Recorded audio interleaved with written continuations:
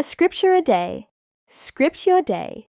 So I think that one of the easiest way to explain trust is when you see somebody sitting in a chair, and this is a perfect worldwide well-known example of trust. You trust the chair to carry your weight. You just sit there, no questioning, because you believe it will carry your weight. Now, there are times that people will say things that tell you that they trust you. They trust you. I'm thinking about the time when Mary, the mother of Jesus, says to the people there, what the disciples, whatever he tells you to do, just do it. He can carry the weight of the lack of the wine at this wedding. So whatever he tells you to do, don't question it. Don't start investigating. Can this chair take my weight? Can Jesus really do something? Whatever instruction he's going to give you, just do it. The portion of the scripture that scripts our day today is Genesis 21 verse 12. And this really is for the married people. I think that this is really key for the married people. Genesis 21:12 is really talking about trust. And in Genesis 21:12, you are eavesdropping in a conversation between God and Abraham. And God is telling Abraham, do whatever Sarah tells you to do. Sarah is Abraham's wife, as you know. Do whatever she's telling you to do. Now, I am Zambian, African origin, and there is a misconception that the wife in the role should not take a lead. Now, bear with me, because I'm not contradicting the word. The word says that the man is the head, as Christ is the head. Okay, we get that. When I talk about the misconception of a woman not taking the lead in the house, what I'm talking about is where God's agenda is concerned. When you go to Genesis 21:12, what God is instructing Abraham to do is not to no longer be the head. God is instructing Abraham to listen to his wife, because she is at that time communicating his agenda. What is his agenda? So Abraham, Sarah, Ishmael, Hagar, they as a family, they've reached this dynamic where, you know, the whole stepmom, stepsister, stepchild living together is not quite working, and Hagar has some type of attitude. Ishmael is not being so kind to the brother. This is me paraphrasing. Those are the family dynamics that are going on. I am a woman who is coming from a family dynamic that is similar, with half siblings. So I know what I'm talking about when the atmosphere gets to that stage in the house. I could relate with this portion of scripture. So maybe it's not just for the man and the woman as husband and wife, the married, but maybe it's also something that the children can glean from.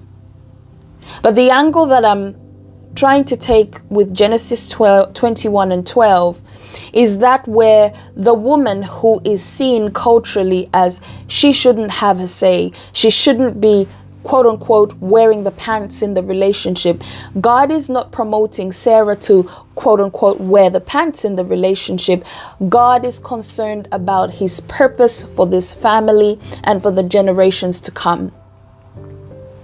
God is trusting Sarah with her husband's heart in that particular moment in time. And so God asks Abraham, tells Abraham, listen to your wife, do whatever she's telling you to do. What Sarah was suggesting was a life-changing event. Her suggestion was, I need you, Abraham, to let Hagar and her son be out of here. They need to be gone. Sounds rude, sounds cruel. looking at it from the natural eye. But God says, listen to whatever Sarah is telling you, because it is through Isaac that the descendants God promised you will come from. There's a tug of war happening on the inside of Abraham, and understandably so, because Ishmael and Isaac, they are both the fruit of his loins. How is he just gonna send them away? He didn't ask for it. In fact, it was Sarah's idea after all. And now she wants to change her mind. There comes a point in our marriages that God needs to see whether, as a woman, you are suggesting things because you are being manipulative and want your husband to do things because there's an agenda that is going to serve you and not him or the family. This is where God will not support such a thing. God will never tell his sons, our husbands, to do whatever we are telling them if our motive and intention are of self. In the moment Sarah had suggested what she suggested, I believe that the reason God backed her up was because her agenda, her motive, was from the place of where God wanted Isaac to be at the center spot. Not that Ishmael's existence was taking that away, but for whatever reason, and I believe it is the reason of trust, where God examined Sarah in that moment. You might have other thoughts, you might have other arguments. Oh, she was bitter, oh, she didn't like it. Yes, those dynamics may have happened. She may have gone through that. But maybe it's possible that she came to her senses and said, didn't you promise? And now my son? And so there is a lesson in there for those who argue that a woman should not have a place or a say what happens in the home, because God might just use the woman to communicate what you should do in the home. There's also a lesson in there, women, for us not to say, well, God told Abraham, listen to whatever Sarah says and do it, so you should listen to me. There's a lesson in there to the married woman. That is not what God is advocating for. If your heart posture is not in the right place, you are being manipulative and asking your hubby to do whatever you want him to do, and it does not serve God's purpose for your home and your marriage, God is not backing that up. I will end with this. When it comes to a husband and wife, of course God is holding us both responsible. And yes, he will hold the man responsible, sometimes even the more, because he is the head of the house. But there are times like Genesis 21 verse 12 where God doesn't care who is it that said it. God is not talking about gender. God is not talking about she's the wife, you're the husband, you should have known. God is purely looking at who is verbalizing my agenda in this moment, at this time, who is speaking my heart. And at that time, Sarah was speaking the heart of God, and therefore God backed her up. So when I say this is for the married, maybe let's glean from that, wives.